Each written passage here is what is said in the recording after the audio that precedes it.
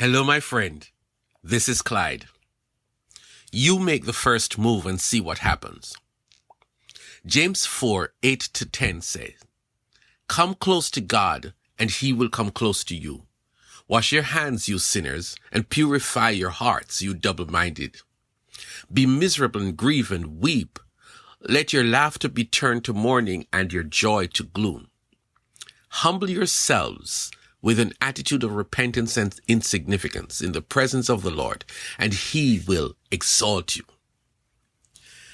I was about to prepare today's message when a strange but pleasant feeling came over me. For some reason, I had this feeling of missing my wife. I say strange because we are both in the same house and we sleep together every night, and last night was no exception. So guess what? I stopped what I was doing and just went where she was, and with very few words, I just cuddled up beside her. It was such a pure and precious moment. I whispered to her, "I love you." And she said, "I love you too." When I got away to come to do this message, I felt so good. Something about that moment just gave me reassurance, comfort, deep joy. I knew then how much I really missed her. But this is not about me and my marriage. Rather, I want us to listen again to the text. In fact, I want to focus on the first and last sentences. The first sentence is graphic, it's direct, it is specific. Come close to God, and he will come close to you. Who is the writer speaking to? I believe he is speaking to you. I believe he's speaking to me. He's speaking to anyone who has a personal relationship with God, anyone who is a child of God. But there is something else to his statement. Without saying it, the writer is saying that your relationship with God is missing something. You have been living right, you have been avoiding sin, you have good relationships with the people in your life, but there is something missing. I believe the missing element is that you have not had a good and meaningful period of intimacy and closeness with God. We both know what we're talking about. Listen to this excerpt from Psalm 42. "As the deer pants for streams of water, so my soul pants for you, my God. My soul thirsts for God, for the living God. When can I go and meet with God?" The part of him that misses God is not his body, it's not his mind, it is his soul. That part of him that needs something, that needs more of God. So he says, do something about it. Step away from your busy schedule, away from the routine actions of your relationship with God and people, and do something you have not done for a while. Come close to God. Come off the 6-lane highway of your life where everybody and everything is going by so fast, and pull off the road to a quiet place and tell God, "I miss you, God. And right now I just want to be with you. I want to feel your presence. I want to say to you that I love you." Listen to the text.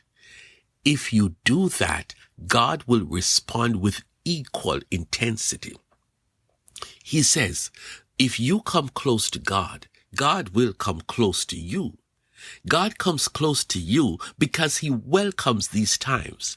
God comes close to you because these are the times when he gets to minister to your soul, to speak words of reassurance and comfort and deep joy to you.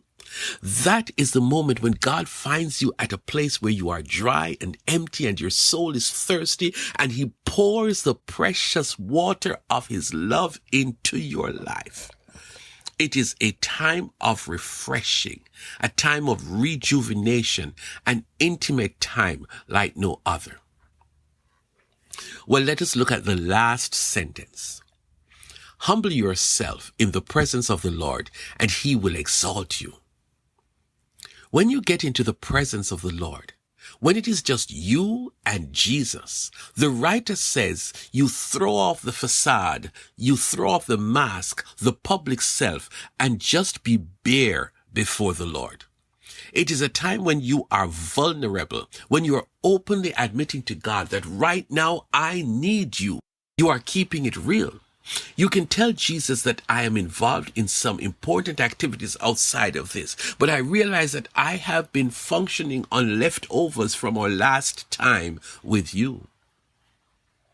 At this time, I am telling you, God, that I cannot and will not go another mile without you pouring into my tank the fuel of your love, of your grace, of your mercy. I don't come with a long list of needs. I am spent and I need a refilling. Pour out of you into me, God. The writer says, watch what God will do next. He says that God will exalt you. God will lift you up from off the ground and place you in a place of significance. When God exalts you, my friend, the world sees the result of you being in his presence. Your face glows like Moses' face. You move with purpose and direction. You are ready for the next phase of your journey. My friend, I just stopped by to tell you something that could make this weekend the most amazing time for you. Take a first step into the presence of your Father and come out of this weekend refreshed, rejuvenated, restored.